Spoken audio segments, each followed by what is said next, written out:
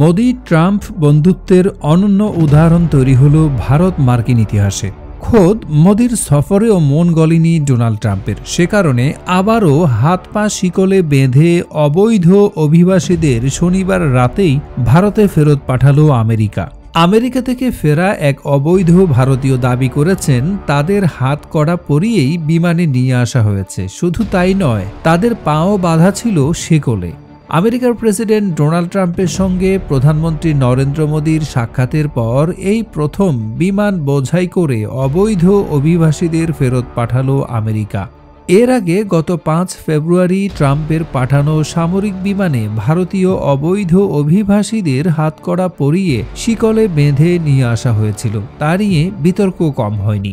এভাবে কেন অবৈধ অভিবাসীদের ফেরত পাঠাচ্ছে আমেরিকা তা নিয়ে প্রশ্ন ওঠে ভারতের সংসদেও। বিতর্কের মধ্যেই দুদিনের আমেরিকা সফরে যান মোদি। ট্রাম্পের সঙ্গে বৈঠক করেন হোয়াইট হাউসে। দুই রাষ্ট্রনেতার বৈঠকের পর দ্বিতীয় দফার অবৈধ অভিবাসীদের কি অবস্থায় ফেরানো হয় সেদিকে কৌতূহলী নজর ছিল বিশ্ববাসীর। মোদি সরকারের কূটনীতি কতটা সফল হবে তা জানতে অপেক্ষায় ছিল ভারতীয়রাও। কংগ্রেসের অনেক মন্ত্রী এমপি এরই মধ্যে সংসদে প্রশ্ন তুলেছেন যে এটি ভারতীয় কূটনীতির জন্য একটি বিশাল পরীক্ষা। এই কৌতূহলের মাঝেই শনিবার রাত 11:30টার কিছু পরে আমেরিকান C-17 গ্লোবমাস্টার অবতরণ করে পাঞ্জাবের অমৃতসর বিমানবন্দরে। ফেরত পাঠানো হয় 116 জন অবৈধ অভিবাসীকে। তারা অমৃতসর বিমানবন্দরে পৌঁছানোর পর প্রত্যেকেরই অতীত যাচাই করা হয়।